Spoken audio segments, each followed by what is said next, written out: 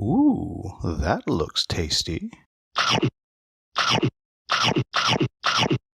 Welcome, folks. The Hungry Gamer is back with another game review, and today we're talking about Anno 1800, designed by Martin Wallace and published by Cosmos. And before I get started, please make sure you turn your Klingon subtitles, because if I make any mistakes in the rules overview, that's where you'll find the corrections. And additionally, just a quick thank you to Lucky Duck Games, who was kind enough to give me some of these new Lucky Duck Orange X-Trays that are actually now available, I guess, online and at stores and all that kind of stuff. But anyhow, very cool. So thanks to Bree from Lucky Duck for that. Anyhow, what this game is this is a Euro game in which you are simulating kind of opening up the new world and developing your own industry and trying to make all the rich, fancy people happy. And you're going to be doing that through resource management and cube pushing Euro goodness. Now, if you're not interested in how this game is played and just want to jump into my final thoughts, then you want to go to the timestamp on the screen right now. For those of us still here, let's talk about how this game is played. On each player's turn, you're going to get to take one single action. And the types of actions that you're going to be able to take are, you can do an expand action, which means you'll pay the resources at the top of any of these things, and you will be able to build it. Now, in this game, you're not actually collecting resources. Rather, you're going to have various workers out on your board.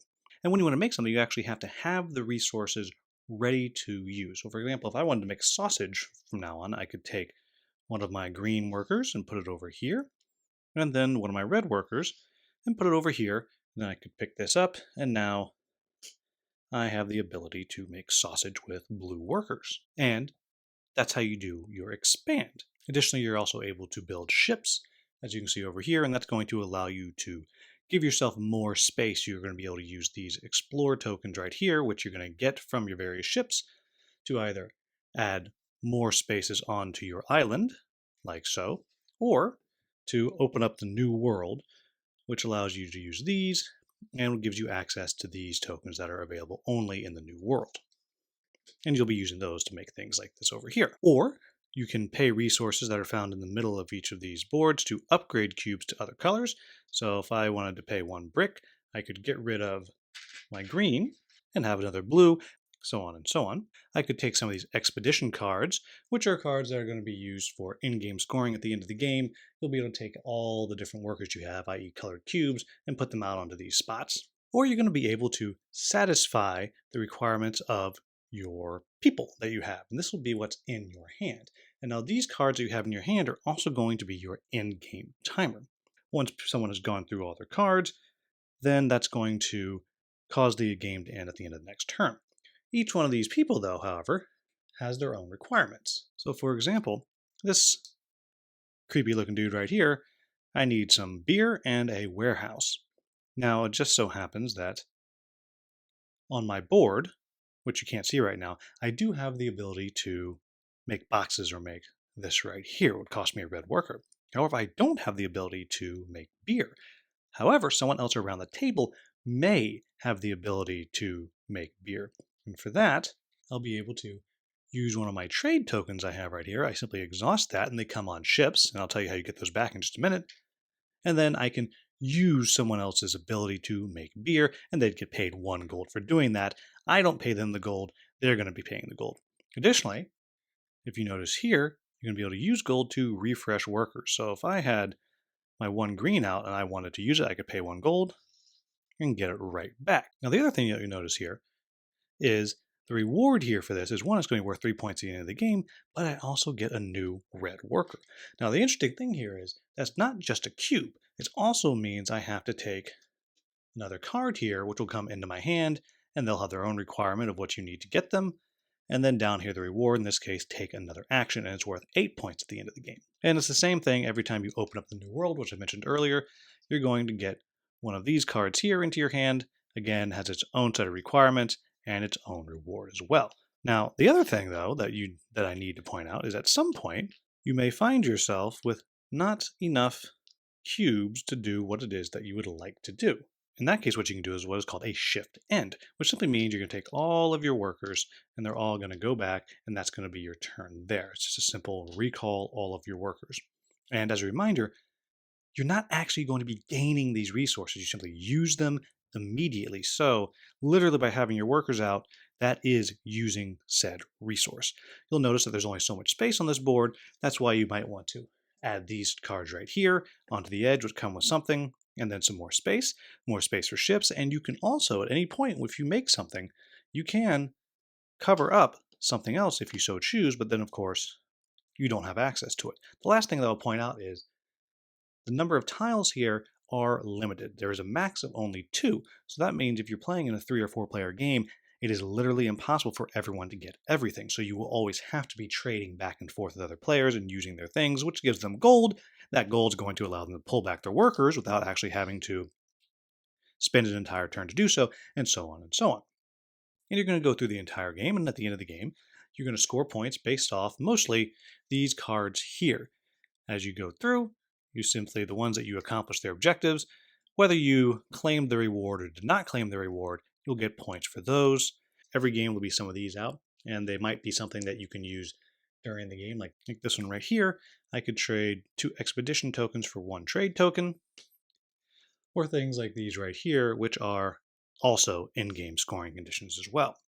And then whoever has the most points is going to win. So what do I like about this game? The first thing I'll say is, as far as engine builders go, it is exceedingly satisfying. There's just something so satisfying about building all of these things on your island and going off and making your island even bigger, and then having people buy your stuff off of you, which is going to allow you to kind of extend your turn before you have to do the rest day, or the party as we always call it. And it's just so satisfying. It is one of the most satisfying engine builders that I have ever played. I guess it's also a tableau builder as well. And along with it, I really like the way it manages its resources, and that you're playing a 3-person game, you're playing a 4-person game, and not everyone can get everything. It's literally impossible, so you have to start using other people's stuff.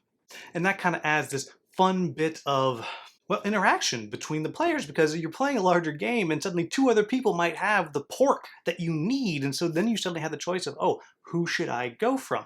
And there starts to be a little bit of gamesmanship going on there, which is very, very clever, very interesting, and actually keeps the game from being multiplayer solitaire.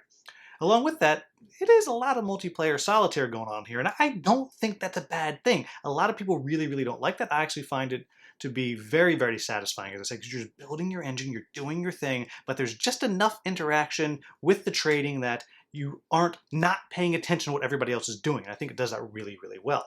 I also think that the way you have to balance your decision of getting more workers, because in these worker placement games, getting more workers is usually a good thing, but the problem is every time you get more workers, you are extending the length of your game, because until you get rid of those cards, the game's not going to end. And so that's a very, very fun balance there. I also like the kind of the trade-off it has with the expedition cards that you can get, so you can take all those workers at the end and get even more points, but again, you have to take the action to do that, so that means you're not doing something else. And so the entire balance of managing what resources you have and how you're going to get more things is very, very tight and very, very fun to manage. And then I also really appreciate that it's a relatively small box. We're in an age where everything is just huge, huge, huge, and it's not, I mean, heck, look at this right here. Kingdom Rush is massive. And well, right here, Rise of the Gnomes, massive. But it's just a normal size box, and there is a lot of game in that box, and I really, really appreciate that. In fact, there's space for even more stuff in there now that I know, not that I think you necessarily need it. So what are my quibbles with the game? Well, the first thing is there are 50 resources. 50. 5, 0, 50. It's insane. And normally I would say it doesn't work. It's too much, but it does work. And it's because it's so limited, and you have to kind of go around and you have to buy things from people, and there's never a thing where someone can refuse you. So you can always get what it is that you need, or you know what it is that you need to build, and you know by building something that maybe is just for 1 card, someone else is going to be buying it from you later. So it works. But it's just a lot. It is intimidating as heck to look at, and it takes a while to set up. It takes a while to find what you're going to do for the first few games, because you're looking at it and say, oh, well, I need this. How do I make that? Okay, well, I need this thing and this thing to make that. Well, I can't make either of those 2 things either, so I need to make this. Well, I have to do that. To make this, I need to have this, and I have this. Well, I can't build this. Someone else already has this one thing. Oh, who can I buy this pork from? Okay, I got the pork from you, and I have this thing right here. So now I can build this one thing, which is what half of the thing that I need to build one of the two things that I need to get what I started out wanting. It's a lot going on, and it can be overwhelming.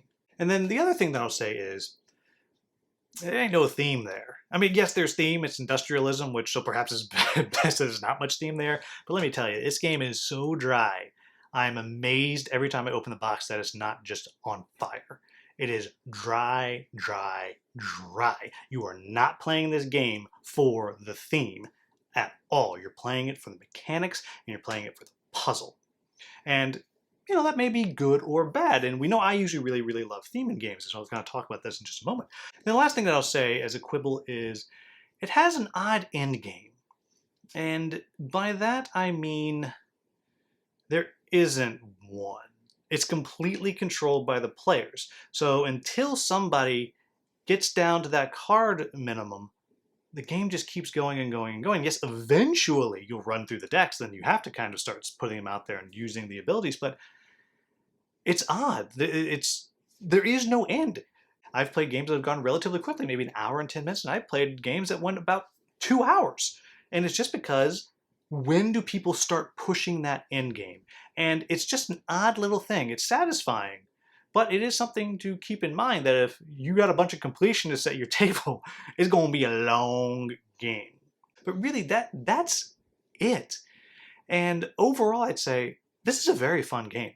And usually I bang on about theme, theme, theme. Give me some theme in my Euro game. I don't just want a cube pusher. And this game is a cube pusher, but it's fantastic. I really, really enjoy it. I think it's one that is best played with 3 players, I think. 4 players can start to drag on kind of towards the end of the game. And 1 or 2 players, it's, well, the solo variant I actually haven't played because it's, at the time of recording this, it's actually not available in English. But 2 players, it just doesn't have that tension of having all the different people buying stuff. So I think 3 players is a sweet spot. But I think if you have 3 players and you like engine building, you like that resource management, serious resource management, and you don't care that the theme is not really there, then this is a wonderful, wonderful game. And it's one that I can definitely recommend for a lot of people. Fans of Euro games, you should at least try this. So there you have it, folks. That is Anno 1800. As you can tell, I'm very pleasantly surprised by this game. It's not one that I thought I was really going to love, but I'd heard a great buzz about, and I looked at the board and I'm like, this is a bunch of resources. It's so many resources. It's just a bunch of cubes and resources. What do I care about that? But it's really, really satisfying, and I've really enjoyed my time with it so far. So there you have it, folks. That is, as I said, Anno 1800. If I made any mistakes in the rules overview, please let me know in the comments with the timestamps so I can get that in the Klingon subtitles. If you found this video useful, please like, subscribe, and share. Thank you so much for watching. Have a wonderful, wonderful day.